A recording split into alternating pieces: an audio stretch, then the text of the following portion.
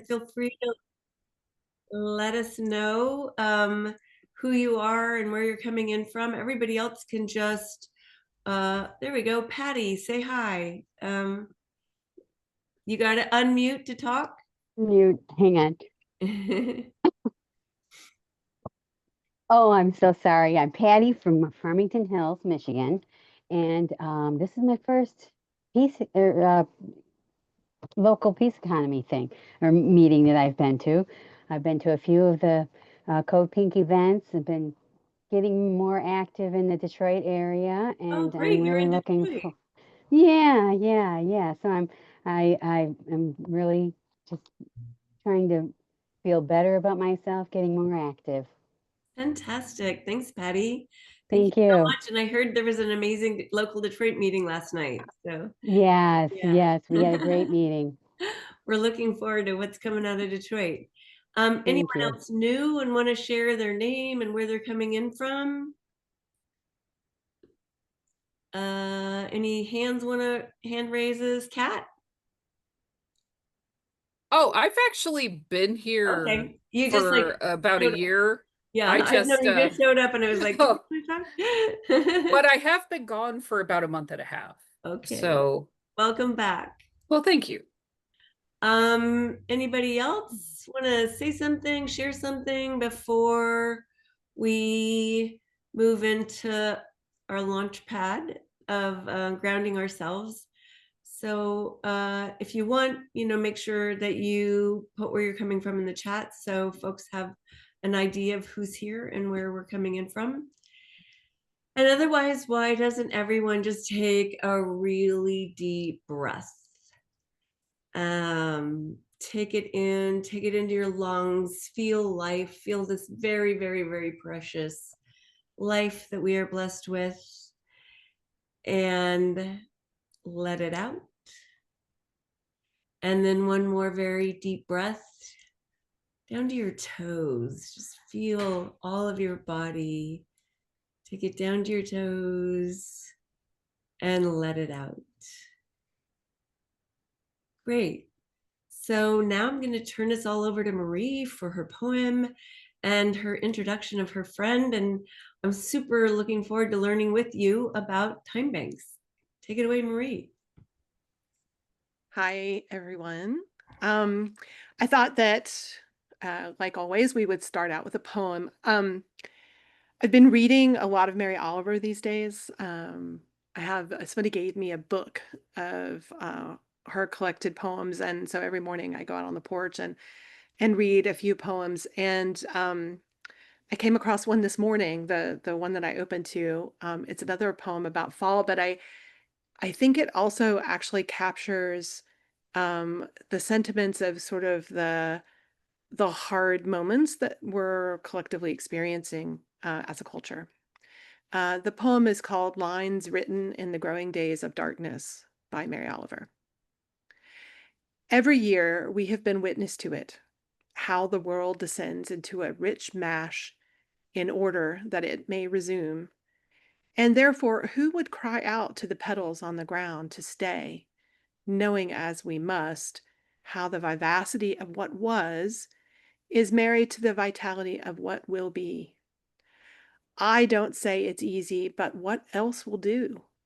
If the love one claims to have for the world be true.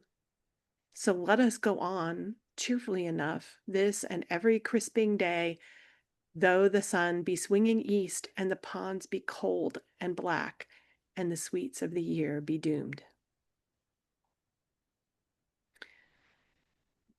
So again, that poem is called Lines Written in the Growing Days of Darkness by Mary Oliver.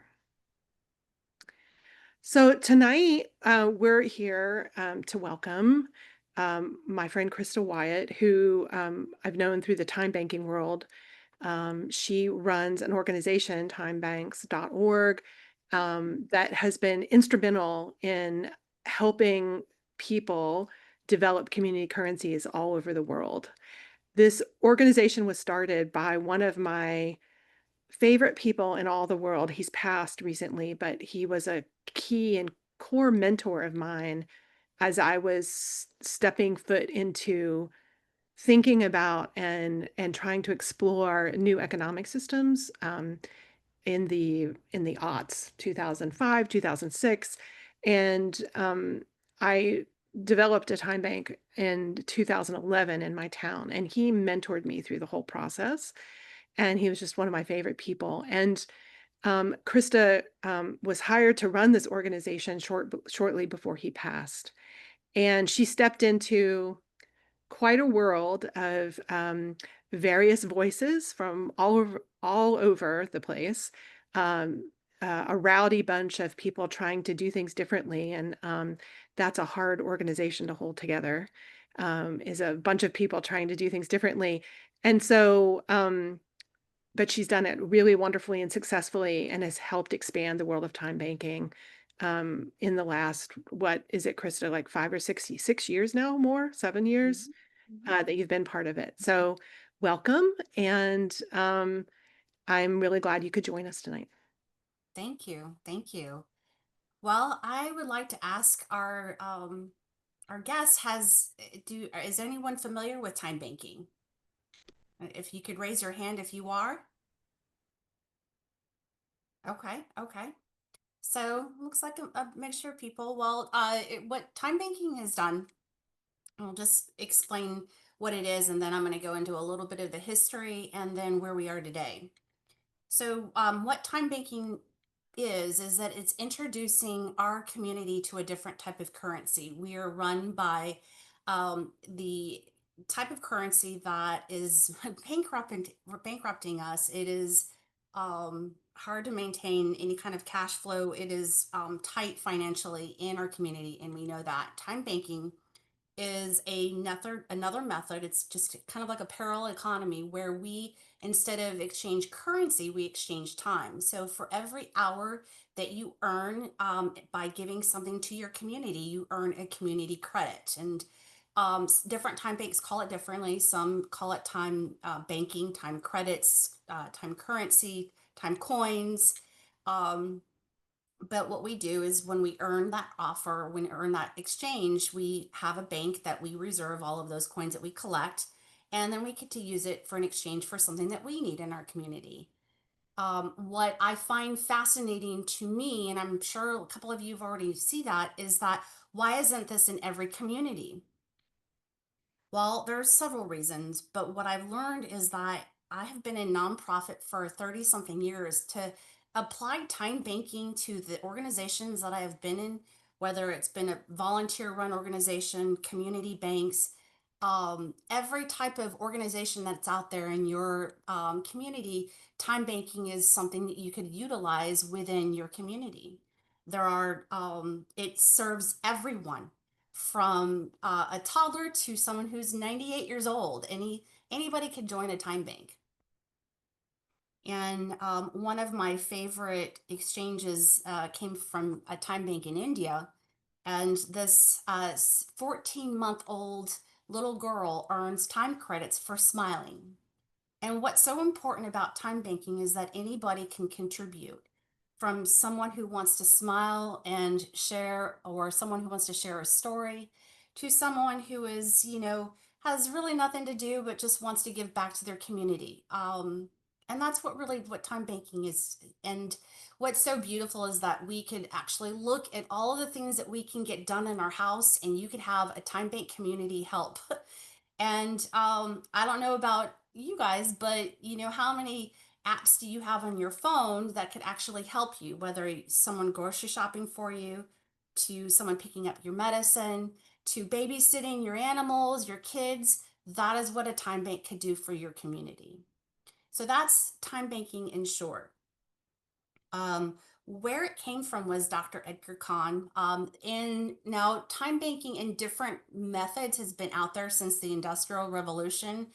They exchange credits. You heard the word bartering. We stay away from the word bartering because it's very different, because bartering is a tangible thing where the IRS can actually get you. So we don't want to use the barter word. But what we say is that for whatever you can give is of value to your community. And so it has been out there for the past 30 years, and how it started, Edgar brought it back during the Reagan administration. And unfortunately, he had a heart attack, and he had already been involved in civil rights.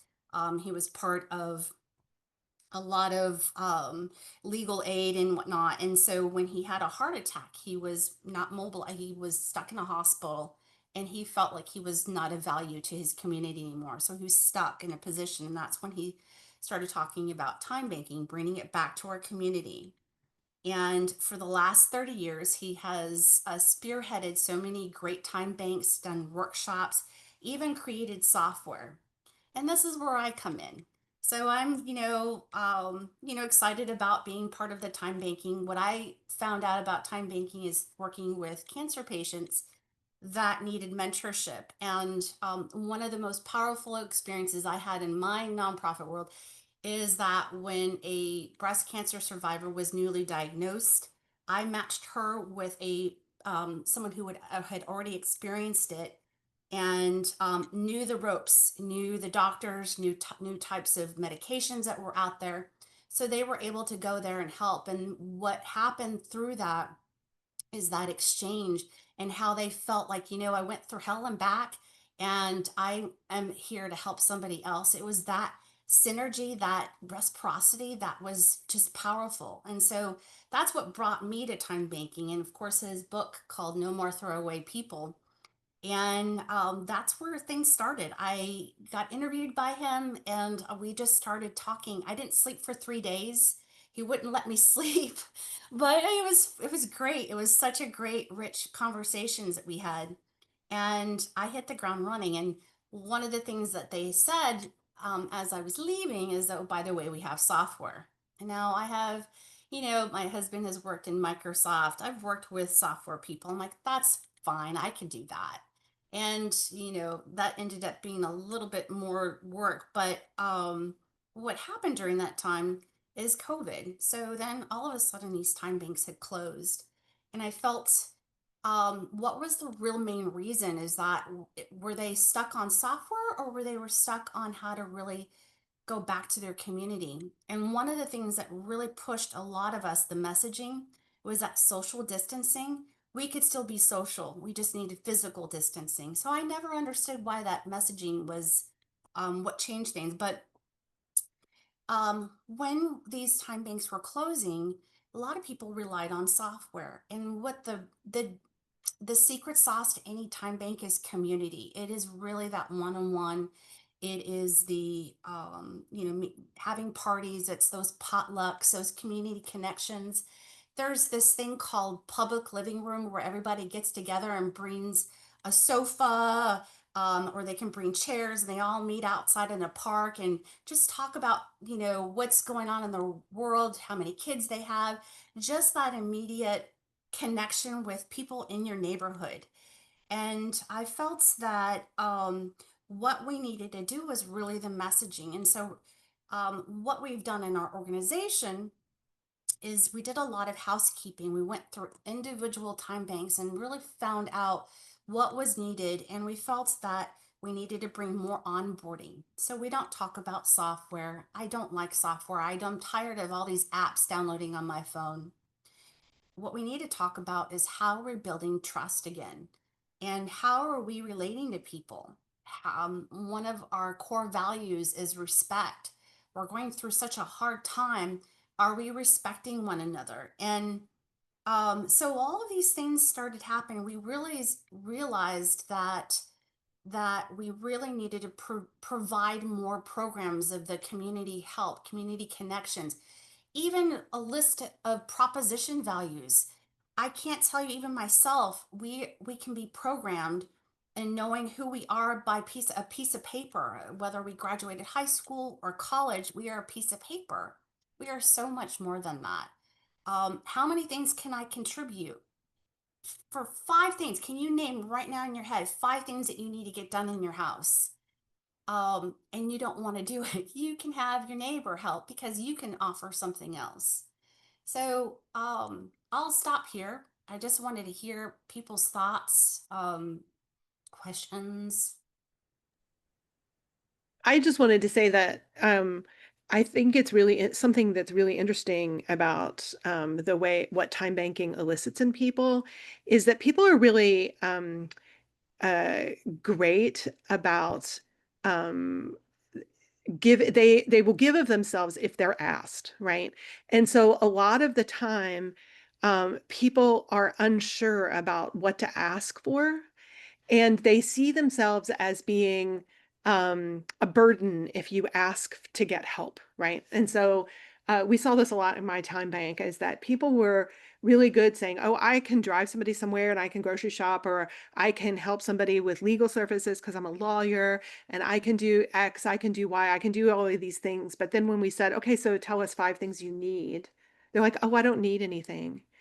And what we really had to do was help people begin to understand that them asking for something, them identifying a need, is a gift that they're giving other people. That it's actually something that they're contributing to this intricate web of connectedness, which is what true community is, right? So community is not an isolated person standing alone in a silo, having all their needs met by themselves, right? And then giving in charity to somebody else. No, real community is built by having this web of interdependence. And what time making does, which is really beautiful, is make that interdependence visible.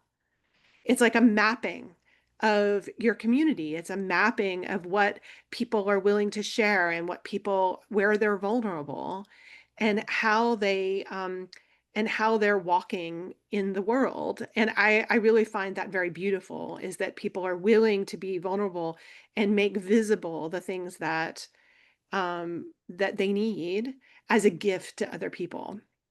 Something I would love for you to talk about is how time banking is used not just by individual to individual, but how organizations take time banking and then use it as a means to either further the relationships within the organization, or to further the relationships that the organization is trying to establish with the community. And I see, a lot of time banks are founded in, say, hospital systems or in other nonprofits. Can you talk about, maybe give an example of one and how it works? Mm-hmm, mm-hmm. Yeah, absolutely. There is a time bank that we're actually working with. They had a building donate to them, and what they've planned to do is part of the lease agreement for other time banks to lease the room or lease their offices is to join the time bank. So what that means is that this group, I think they have close to 14 new individuals that signed the lease, are going to join the time bank. And these are the many to many. And so they're representing by the organization, not by the individual. And so these time banks are able to exchange, whether it is using their other facilities, or it's using their van, their community van, but they've been able to now exchange those because it is expensive out there. So that's the many to many. And then there's other time banks. I know a couple of them, but one in particular is a yoga facility. She is one to many. So she actually donates her time. She offers her exchange, her hour credit, and she receives 7 credits from all these individuals to join the class. So it's things like that. So they give her the each credit to for her and in their time bank. Um, I'm trying to think. One of my I have a lot of favorite time banks, but I think the unique one as well is a lending library where it was based in New York. They lend things instead of actual.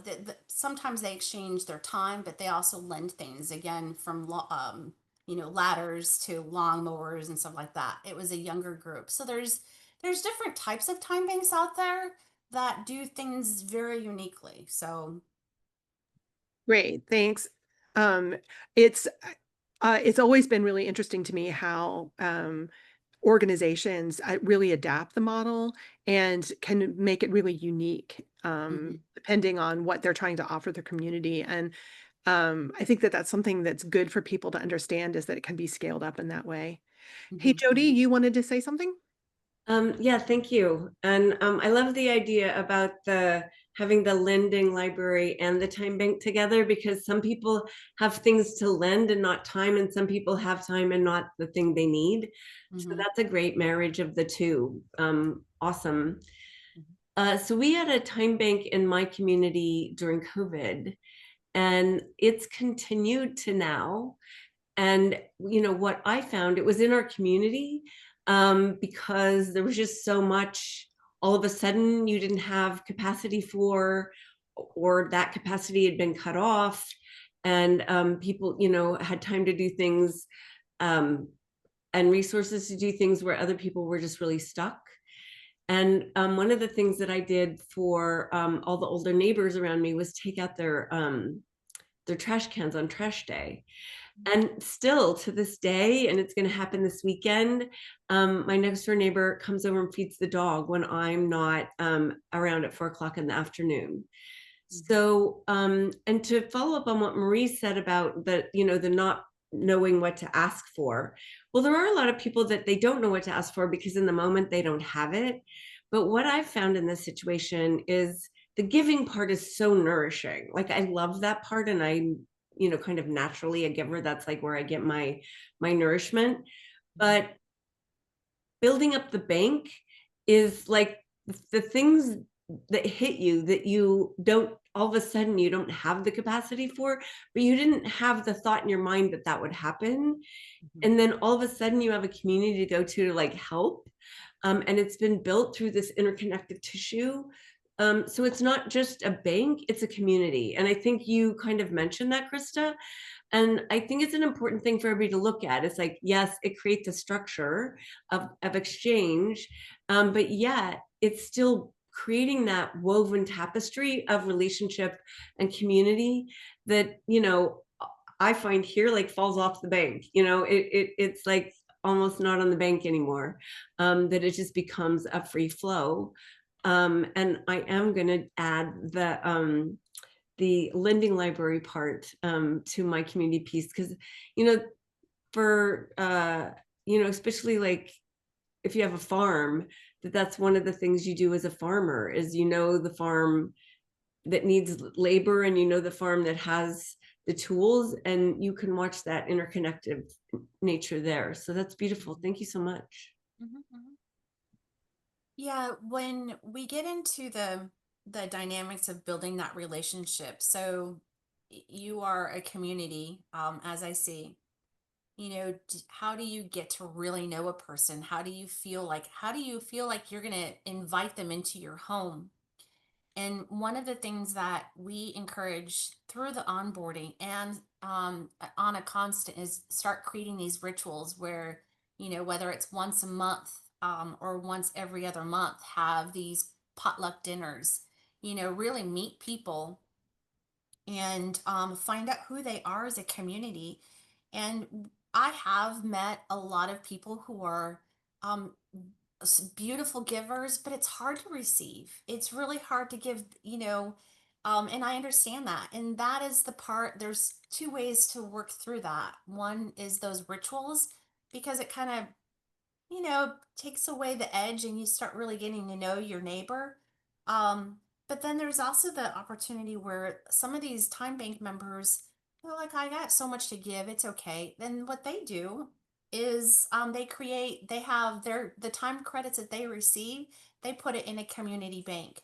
Mhm. And some time banks are different, but a lot of the time banks create these time banks that are, it's kind of like a community pot, and so then they use this. So for example, there it could be 15, 20 credits.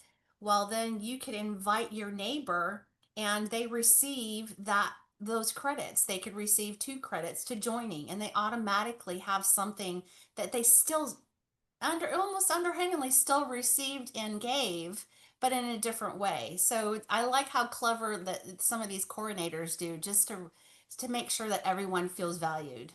Yeah.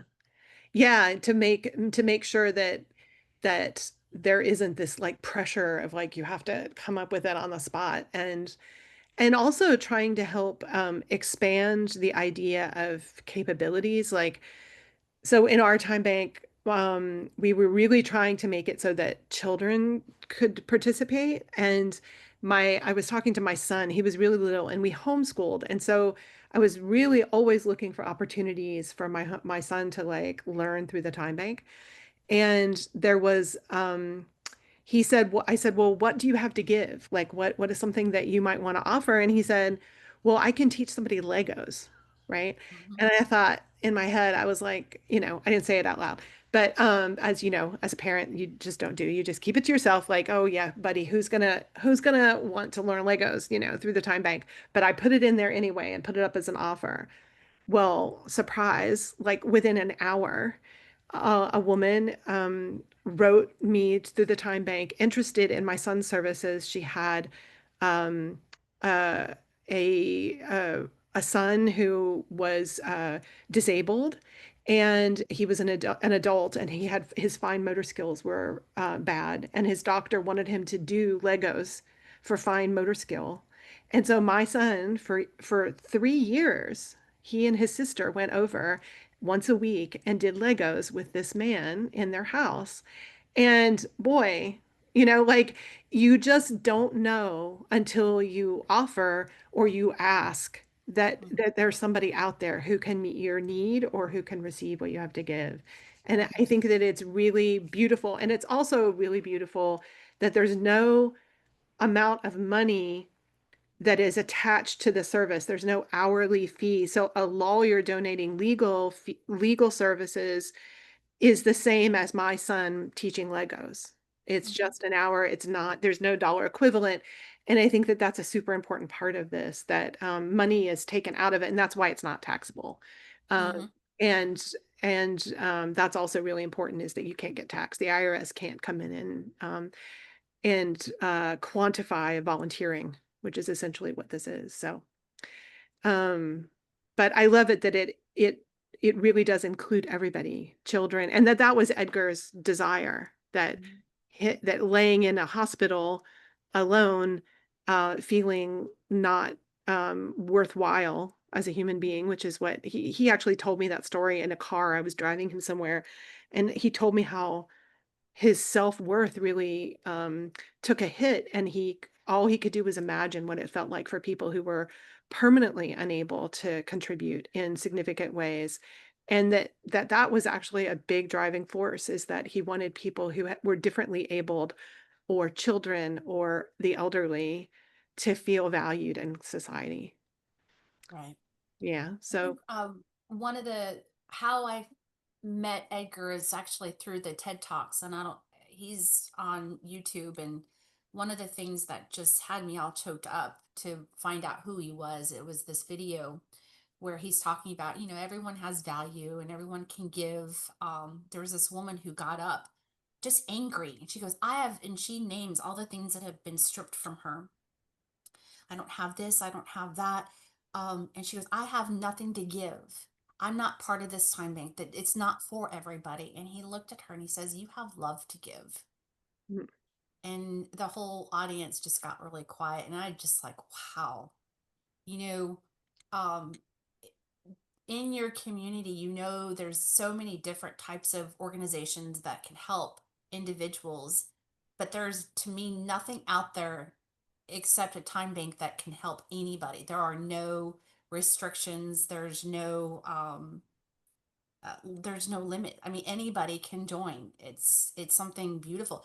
I know that there was a time bank in Pennsylvania that inmates would use their time bank. They would earn time credits, and then they would save these credits for their family so they can get exchanges done outside. So they still felt that they were contributing to their family while they were incarcerated. Things like that just tells me that with all the things that are going on our planet and in here in the United States, I feel like we're going to be okay if we really hone into our neighbors and really started building each other up, and that connection, and just being together and trusting one another and talking to one another. We would make our community way better if we did that. So, Jody, did you want to say something? I can see you eager. No, I'm just so grateful because, I never thought about a time bank being, um, the thing that would give someone value. The whole process is what gives someone value. And we forget that. And, when we talk about this time and we talk about the local peace economy, we one of the things we say is it alienates us, the war economy, from each other. And so, we were here to talk about a time bank, but we're talking about this process that can connect, that's so simple, that can connect the community in such a beautiful woven way. So what a beautiful tool. And I think it must be something that's revealing surprises every day, because just the ones you both have talked about, these surprises that are hidden in our lives, that we don't even give a chance to express themselves. So wow, Krista, this is awesome. I just want to let you know I'm not crying. The It would be okay if you did. my eyes are all getting teared up. You would not be the first person to cry. Okay. I'm just wondering if anybody else has a question. Yeah. Yes. Yes. Hi, my name's Joe. Sorry, I came in a little late, and so I wasn't able to put in my full name. It just kind of automatically did it. But I have a question. I'm from Portland, Oregon. Is there a way to look up if there are existing time banks in my area?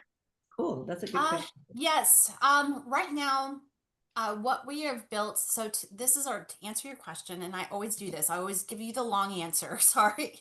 Um, so this is our 30th anniversary here this year, and so one of my challenges and my projects, and we're almost finished, is having an international directory.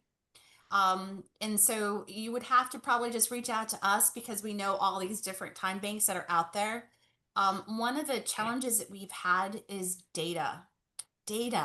Only because when these platforms that came out to help monitor these time banks, what happened was that all of these different platforms had their own data. So it was very difficult when I came in to say, how can we have proof of concept when we don't have that data because we were collecting it? So long story short, we had a grant, and we've been working on it, but we've created an international directory regardless of what platform that you use. And then what that also means is that anybody who decides not to use a platform, they still come to us and add their time bank on their directory.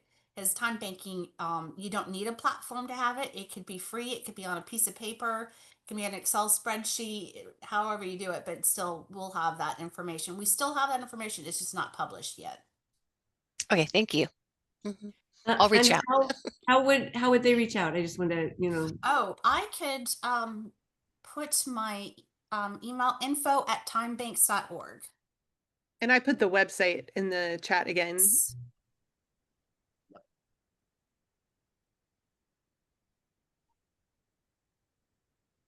But you just mentioned some platforms. Is there a platform you like? I mean, I've heard you kind of say they're not necessary, which, that's cool, but like, is there one you like more than another, that's less intrusive or, complicated? What would you recommend? Well, that's kind of a that's kind of an interesting question. One of the things that when I came in, because there were different platforms out there, they became very competitive, and I felt that we first got rid of the platform that we had worked on for. I think it started back in floppy disk days, but the once we dissolved that, that was one of those moments where we changed to being more movement focused. And so we've become platform agnostic. And there are right now 14 platforms that are out there. And what we do is anybody who's interested in starting a time bank, because I want to remain agnostic to, and I don't want to be in a competitive nature with any other platforms ever again, is that I wanted to provide all of the platforms that are out there. They are happy to look at it, but I'm so fortunate that I have members who are much more happier being in the technology side of things of time banking. So they offer their time to help with other members who want to start a time bank for them to look at. But a lot of the platforms are out there that are very simple, I feel, and there are free platforms too. I just, you know, And we find them by going to your website? I if you apply, if you are interested in a time bank, you could apply, and then as soon as you do that, you get a document showing all of the platforms out there. Awesome. Dominique. My question is, how much work does it require to manage, the various the givers, the receivers? How? Because I'm in Santa Fe, New Mexico. We used to have a time bank here, and I remember years ago, or a couple of years ago, the woman who was in charge was saying it was too much work, and she had to, I think, give up. I may see her soon, so I just want to kind of find out an answer to this question because I think it's a great community tool, and that's what we need. Well, I ran one for a while, and I can tell you that as it depends on the size. I mean, and maybe Krista, you can you can chime in here too. If it's just a time bank of like say 20 or 30 people that are exchanging in a very direct, specific way, and you're doing it through a spreadsheet, it could be done by one person very simply. But when they become time banks of hundreds and thousands of people, it does require somebody to be on it full time. And ideally, that would be a paid position because volunteer positions, people tend to burn out. And the transition between leadership from one person to another often leads to the failure of time banks because the leadership change is too much. Like, so it really needs somebody who is enthusiastically behind it, is well resourced, is getting paid either both in real money so they can pay their taxes and their phone bill, as well as time dollars, and that and that if the time bank is large, that's what is needed. But a small time bank being done in a small community, I think can be done fairly easily through an Excel spreadsheet or a simple time banking system. What do you think, Krista? I'm sorry to answer your question. No, that's okay. It's okay. I agree with that. I will say, Dominique, one of the things that, um, and this is part of our onboarding, that is definitely changed, is that we are recommending that you have at least 3 people working with you to build that time bank. Can't do it alone. I have seen, we have launched these time banks that one person comes in, loves a concept, says that she has or he has a board, and and then they end up doing all of the work, and it takes away the energy of the other people not in getting engaged and helping. And so when we start a time bank now, we make sure that they have 3 people or more, and then this way they actually have their assigned roles. One of the things that I feel and I see is for a successful time bank to launch is that each person that starts, when you get everybody excited, you have 3 or 4 members, you get them excited, you put them to work because it's really they're earning time as well. And some would be excited to work on you know letting the time do some vetting, interview your new time bank member. Some are really good at that.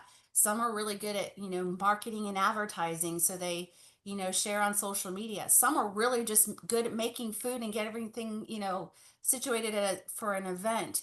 But as long as my recommendation when you start a time bank is you have at least 3 or more, and they have an assignment, they have a role, and that's the kind of support you need, because we've seen too many time banks with one member start and they easily get burnout.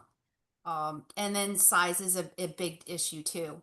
One of the time banks that I know that represented over 400 members, what they created was zip code. So it was several different time banks within the time bank, kind of like a federation.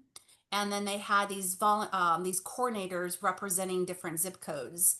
And that really helps things along. And those are for larger time banks, because then the time bank coordinator can see what's going on in that particular neighborhood. So. Anybody else with a question?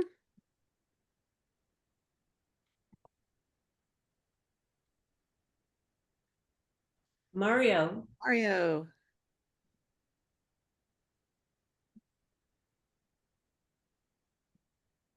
Can you unmute yourself, Mario? Yeah, sorry about that. No worries. I am I'm just a little. My question is the way you're using the word platform. So you're, like you say, a spreadsheet can be a platform. When I was first hearing you, and I came in a few minutes late. But I think of a platform as like a computer program or whatever. So I'm just kind of confused of what other meanings. I mean, what other things can be a platform? I mean, like a spreadsheet, etc. So Good question, Mario. Thanks for catching that. Yeah. Forgive me, I'm in the technology family, so they use technology and acronyms way too many times. Platforms, it has been used for software developers, and I've used the word because I've been with them for a while, but really it's just software. Um, but then some people choose software to manage their time bank.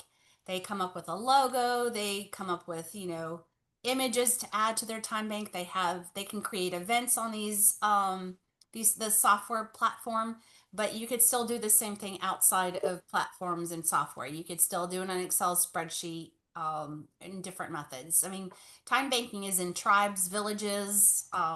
We've had time banks everywhere that they don't even have access to internet. So The time bank that I mentored with them when I was starting my time bank, which is here in Phoenixville, before the computer programs, they had like a recipe box with people's offers and requests, and it was like a file, like one of those note file cabinets in a box. So that can be a platform too. So Lynn. just a follow-up question real quick. Oh, I'm sure. sorry. Go ahead. So for example, if you're using a file cabinet or whatever, so then people access it by calling in as opposed to going online and messaging that way. So it's just phone based. Yes. And then an actual person would be in the middle saying, "Oh, I know just the person for you," and they would make the exchange. Okay. Yeah, instead Gotcha. of the computer doing it. Yeah. Yeah. Thank you very much. Sure. Lynn, how about you? Yes, I don't know if you guys were able to get onto my petition on change.org for legislation CARES Act, pay people to care. Lynn, we can't it's code pink. We can't talk about legislation. Stop warfare No, systems. we can't talk about legislation. We're a nonprofit. You can't, yeah, you can. No, we You can't. can't talk about a specific party or a specific candidate. I am talking about issues. Do you have a Money. question? Do you have a question? Yes, I do. Okay. The National Infrastructure Bankers Coalition, I'm here to help get all the money out of war and put it into caring jobs, not killing jobs. Caring jobs. Lynn, do you have a question for our guest? Yeah, I'm trying to say, why can't they understand? We have 1.45 million 501c3s. Have people pay people to care. But we're caring for each other in our communities. It's not, we don't need legislation. You can't sign my petition about care jobs. I'm sorry, Lynn, we have a guest. So if it's not a question for the guest, please, let's continue to respect them.